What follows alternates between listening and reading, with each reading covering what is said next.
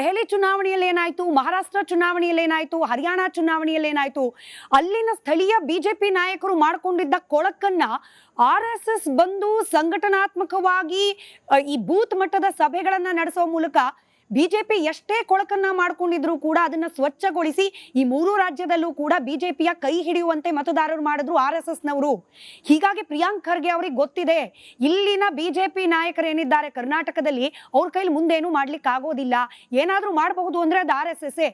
ಹೀಗಾಗಿ ಈಗಿನಿಂದಲೇ RSS ಚಟುವಟಿಕೆಯನ್ನ ನಿರ್ಬಂಧ ಹಾಕಬೇಕು ಅನ್ನೋ ಜಾಣ ನಡೆಯನ್ನ ಪ್ರಿಯಾಂಕ್ ಖರ್ಗೆ ಅವರು ಇಟ್ಟಿದ್ದಾರಾ?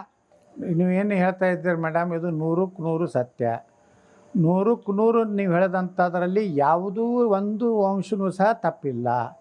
ಇವತ್ತು ಹರಿಯಾಣದಲ್ಲಿ ಆಗಲಿ, ಮಹಾರಾಷ್ಟ್ರದಲ್ಲಾಗಲಿ, ನಮ್ಮ ದಿಲ್ಲಿಯಲ್ಲಿ ಆಗಲಿ ಬಿ ಜೆ ಪಿಯರು ಮಾಡಿದಂಥ ಅನೇಕ ತಪ್ಪುಗಳನ್ನು, ಭ್ರಷ್ಟಾಚಾರಗಳನ್ನು ಎಲ್ಲನೂ ಸಹಿಸಿಕೊಂಡು ತಾಯಿ ತನ್ನ ಮಗ ಎಷ್ಟೇ ತಪ್ಪು ಮಾಡಿದ್ರು ಸಹ ಯಾವ ರೀತಿ ತಾಯಿ ತನ್ನ ಮಗನನ್ನು ರಕ್ಷಣೆ ಮಾಡಲಿಕ್ಕೆ ಬರ್ತಾರೆ, ಆ ರೀತಿ ರಾಷ್ಟ್ರೀಯ ಸ್ವಯಂ ಸೇವಕ ಸಂಘ ಇಡೀ ತನ್ನ ಶಕ್ತಿಯನ್ನು ಹಾಕಿ ಹಿಂದುತ್ವ ಉಳಿಬೇಕು, ಸನಾತನ ಧರ್ಮ ಉಳಿಬೇಕು, ಭಾರತವನ್ನು ಉಳಿಬೇಕು, ಇದು ಇಸ್ಲಾಂ ರಾಷ್ಟ್ರ ಆಗೋದನ್ನು ತಪ್ಪಿಸಬೇಕು ಅನ್ನೋಂಥ ಒಂದೇ ಒಂದು ಉದ್ದೇಶದಿಂದ ರಾಷ್ಟ್ರೀಯ ಸ್ವಯಂ ಸೇವಕ ಸಂಘ ಆ ಮೂರೂ ರಾಜ್ಯಗಳಲ್ಲಿ ಅವರ ಪರಿಶ್ರಮ, ಅವರ ತಪಸ್ಸಿನ ಫಲದಿಂದ ರಾಜ್ಯದಲ್ಲಿ ಅಧಿಕಾರಕ್ಕೆ ಬಂದದ್ದು 100% ಸತ್ಯ.